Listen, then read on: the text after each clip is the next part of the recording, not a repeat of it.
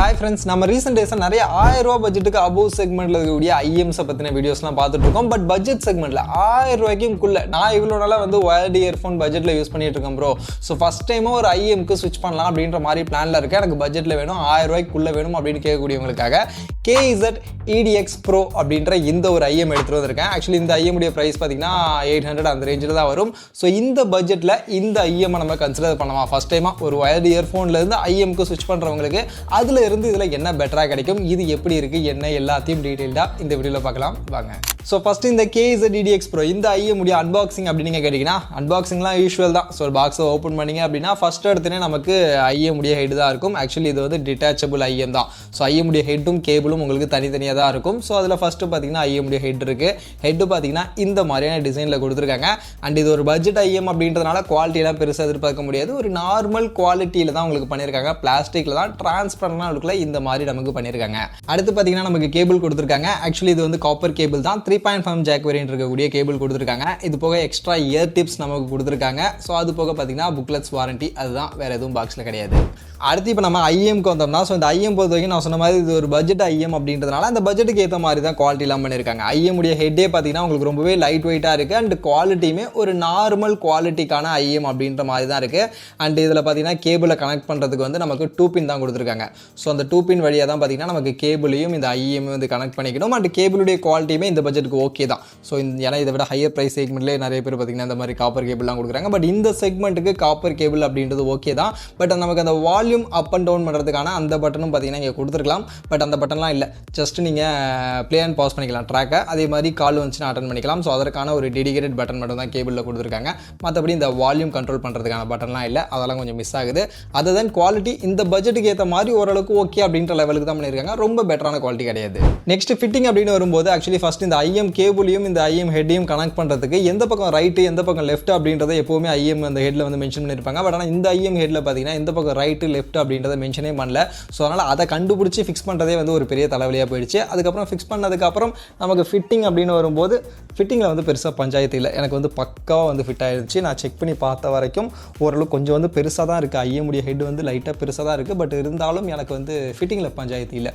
ஓரளவுக்கு out side கேட்கக்கூடிய நாய்ஸையும் லைட்டாக வந்து பிளாக் பண்ணிடுது. அண்ட் பக்காவாக வந்து அரெஸ்ட்டும் ஆகிடுது. ஸோ அதனால் ஃபிட்டிங்கில் பெருசாக ப்ராப்ளம் இல்லை. லைட் வெயிட்டாகவும் இருக்குது அப்படின்றதுனால ஈஸி டு கேரியாக தான் இருக்குது. ஸோ அதனால் எந்த ஒரு பிரச்சனையும் இல்லை.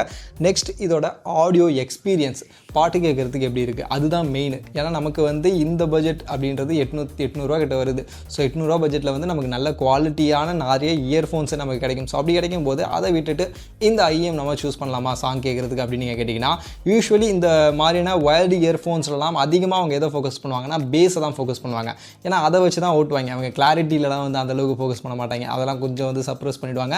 பட் பேஸை அதிகமாக பூஸ்ட் பண்ணி கொடுத்து உங்களுக்கு ஒரு நல்ல ஆடியோ எக்ஸ்பீரியன்ஸை கொடுக்கணும் அப்படின்ற மாதிரி தான் நார்மல் இயர்ஃபோன்ஸில் பண்ணுவாங்க. அதே டாக்டிக்ஸை தான் பார்த்திங்கன்னா இந்த IEMலையும் பண்ணியிருக்காங்க. இந்த IEMலையும் பேஸை நல்லா பூஸ்ட் பண்ணி கொடுத்துருக்காங்க. யூஸ்வலி பார்த்திங்கன்னா IEMல வந்து பேஸ் அந்தளவுக்கு பூஸ்ட்டாக இருக்காது.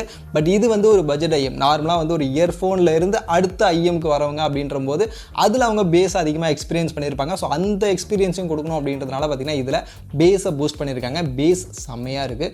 பேஸ் நல்லா லவுடாகவே இருக்குது. அதே சமயம் பேஸோட சேர்த்து இன்னும் லைட்டாக வந்து உங்களுக்கு கிளாரிட்டியை மட்டும் இம்ப்ரூவ் பண்ணியிருக்காங்க.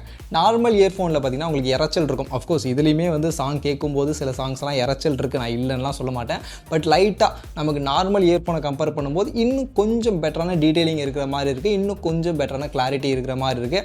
ஆடியோடைய செப்பரேஷன்ஸ் மாதிரியான விஷயங்கள் வந்து இன்னும் கொஞ்சம் பெட்டராக இருக்கிற மாதிரி எனக்கு ஃபீலிங்காக இருக்குது. ஸோ அதனால் பார்த்தீங்கன்னா உங்களுக்கு ஃபஸ்ட் டைமாக ஒரு வயர்டு இயர்ஃபோன்லேருந்து IEM ஸ்விட்ச் ஆகுறீங்க அப்படின்னும் போது அந்த IEM உடைய ஸ்லைட்லி அந்த எக்ஸ்பீரியன்ஸும் கொஞ்சம் பெட்டராக நீங்கள் எடுத்துக்கணும்னு நினச்சிங்கன்னா அதுக்கு வேணால் செட் ஆகும். ஒரு ப்ராப்பர் IEM கிடையாது. ஒரு நார்மல் இயர்ஃபோன்லேருந்து ஸ்லைட்லி IEMக்கு ஸ்விட்ச் ஆகக்கூடியவங்களுக்கு ஒரு பெட்டரான எக்ஸ்பீரியன்ஸ் கொடுக்கணும் அப்படின்ற மாதிரியான பாயிண்ட் ஆஃப் வியூவில் ரெடி பண்ண மாதிரியான ஒரு ப்ராடக்டாக தான் இருக்குது. அதனால தான் பேஸை கொஞ்சம் அதிகமாக ஃபோக்கஸ் பண்ணியிருக்காங்க. மற்றபடி டீட்டெயிலிங்லாம் லைட்டாக ஒரு பாயிண்ட் மட்டும் இன்னும் கொஞ்சம் பெட்டர் பண்ண மாதிரி இருக்குது. அதுதான் பார்க்கும்போது உங்களுக்கு நார்மல் இயர்ஃபோனில் கிடைக்கக்கூடிய ஆடியோ எக்ஸ்பீரியன்ஸ் அதுதான் எனக்கு அதை விட ரொம்ப ஸ்பெஷலாக சொல்கிற மாதிரிலாம் ஒன்றும் இதில் எனக்கு தெரியலை.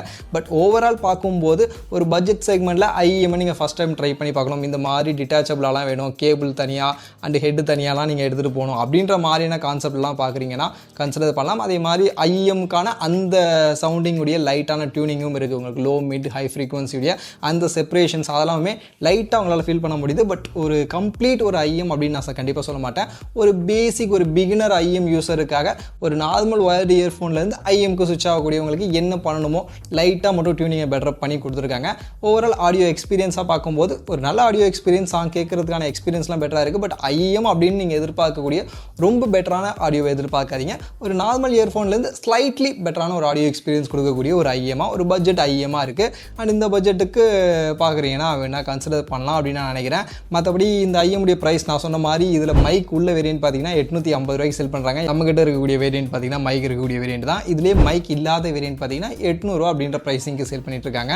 ஸோ வேணால் லிங்க் எல்லாம் டிஸ்கிரிப்ஷனில் கொடுக்குறேன், செக் பண்ணி பாருங்கள். ஸோ ஃபஸ்ட் டைமாக ஒரு ஐஎம் இயர்ஃபோன்லேருந்து ஸ்விட்ச் பண்ணி நீங்கள் எக்ஸ்பீரியன்ஸ் பண்ணணும்னு நினச்சிங்கன்னா அந்த பட்ஜெட்டுக்கு வேணால் நீங்கள் ட்ரை பண்ணலாம். ஓரளவுக்கு ஆடியோ எக்ஸ்பீரியன்ஸ் மற்ற கேபிள் குவாலிட்டி எல்லாமே நல்லா தான் இருக்குது.